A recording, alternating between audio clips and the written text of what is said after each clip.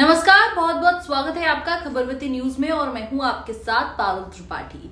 गुजरात के अहमदाबाद में हुई प्लेन क्रैश ने सबको सख्ते में डाल दिया है और लोगों के जहन में अलग अलग तरह के सवाल भी आ रहे हैं। कोई इसे साजिश करार दे रहा है तो कोई इसे साइबर अटैक कह रहा है, लेकिन असल में हुआ क्या था जिसकी वजह से इतना बड़ा हादसा हुआ और सैकड़ों लोगों ने अपनी जान गंवा दी। अब इसका खुलासा करने के लिए 8 एजेंसियों ने कमर कस ली है और साथ ही साथ ब्लैक बॉक्स की भी जांच शुरू हो गई है। तो आज की स्टोरी में आपको बताएंगे कि कैसे 8 एजेंसियां इस पूरे मामले का पर्दाफाश करने के लिए जमीन पर उतर चुकी हैं। तो चलिए बिना देरी के शुरुआत करते हैं। तो सबसे पहले आपको बताते हैं उन एजेंसियों के बारे में। दरअसल एयर इंडिया प्लेन क्रैश के मामले में दिल्ली से अहमदाबाद तक हलचल हो चुकी है। इस मामले को लेकर नागरिक उड्डयन मंत्री राममोहन नायडू ने प्रेस कॉन्फ्रेंस करके जांच से जुड़ी सारी जानकारी दी। उन्होंने कहा कि ब्लैक बॉक्स के मिल जाने से अब जांच में तेजी आएगी। नायडू ने होम सेक्रेटरी की अध्यक्षता में बनी कमेटी का भी जिक्र किया और कहा कि 3 महीने के भीतर ये कमेटी रिपोर्ट दे देगी। पोस्टमार्टम और डीएनए के बारे में मंत्री ने कहा कि तेजी से काम चल रहा है। केंद्र के साथ गुजरात सरकार और तमाम एजेंसियां मिलकर काम कर रही हैं। एयर इंडिया से कहा है कि मारे गए लोगों के परिजनों को हर मुमकिन मदद करें। प्रेस कॉन्फ्रेंस से पहले दिल्ली में उड्डयन मंत्री की अगुवाई में हाई लेवल बैठक भी हो चुकी है। विमान हादसे की जांच के लिए 8 एजेंसियां लगाई गई हैं। केंद्र सरकार ने भी एक एक्सपर्ट जांच टीम गठित की है।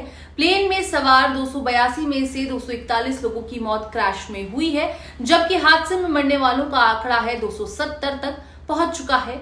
शिनाख्त के लिए 252 परिजनों के डीएनए सैंपल कलेक्ट किए गए हैं। बीजे मेडिकल कॉलेज के मुताबिक मात्र 13 मुसाफिरों के सैंपल अब बाकी हैं, जिनमें 9 इंटरनेशनल और 4 भारतीय मुसाफिर शामिल हैं। डॉक्टरों के अनुसार हादसे में जमीन पर घायल हुए कुछ लोगों की मौत इलाज के दौरान हो गई, जिससे ये संख्या बढ़ी है। पहले इस आंकड़ा 265 बताया गया था। हालांकि स्पष्ट आंकड़ा अभी भी सामने नहीं आया है। इस हादसे में जिंदा बचे इकलौते यात्री रमेश विश्वास कुमार ने बताया कि मुझे विश्वास नहीं होता कि मैं कैसे जिंदा बाहर निकला। शायद दरवाजा टूटा और सीट समेत नीचे गिर गया। मुझे कुछ याद नहीं है। रमेश कुमार अहमदाबाद के सिविल अस्पताल में भर्ती हैं। पीएम मोदी ने उनसे मुलाकात की और हालचाल भी जाना है। दोनों के बीच करीब 10 मिनट बातचीत हुई। इसके बाद रमेश ने मीडिया से बातचीत में कहा है कि पीएम ने उनका हालचाल जाना और पूछा कि हादसा कैसे हुआ। रमेश प्लेन के 11A सीट पर बैठे थे। हादसे के बाद वो घटनास्थल से खुद पैदल चलकर बाहर निकले। टेक ऑफ होते ही 5-10 सेकंड के अंदर लगा कि सब कुछ स्टॉप हो गया हो। बाद में ग्रीन और व्हाइट लाइट ऑन हो गई। फिर जैसे ही स्पीड बढ़ाई उसी समय गिर गया और धमाका हो गया। मेरी सीट प्लेन के जिस हिस्से में थी वो बिल्डिंग के निचले हिस्से से टकराया होगा। ऊपर से हिस्से में आग लग गई थी। कई लोग वहीं फंस गए। शायद मैं सीट समेत नीचे गिर गया था। मैं जैसे तैसे निकल पाया। दरवाजा टूट गया था और सामने कुछ खाली जगह थी तो निकलने की कोशिश की। दूसरी साइड पर दीवार थी। आंखों के सामने ही 2 एयर होस्टेस, एक अंकल आंटी और सब कुछ चल रहा था। आतंकी एंगल से भी होगी जांच। आपको बता दें कि ये मामला काफी ज्यादा गंभीर है क्योंकि इसके अलग अलग एंगल सामने आ रहे हैं और विमान दुर्घटना जांच ब्यूरो, डीजीसीए अहमदाबाद अपराध शाखा और स्थानीय पुलिस सहित अन्य एजेंसियां इस घटना की जांच में शामिल हैं। वायुसेना समूह के कप्तान उत्तम कुमार देवनाथ ने कहा है कि सरकार ने इस दुर्घटना को एक आतंकवादी एंगल, सबोटेज एंगल, तकनीकी एंगल, संचालन एंगल और पायलट एयर एंगल के माध्यम से जांचने के लिए एक बड़ा फैसला लिया है। ये भी संभव है कि ये दुर्घटना एक पक्षी टकराने की वजह से हो सकती है। इसलिए सरकार ने विमान दुर्घटना जांच ब्यूरो से शीर्ष जांचकर्ताओं को अहमदाबाद भेजा। वो डिजिटल फ्लाइट डेटा रिकॉर्ड पर कब्जा कर लेंगे।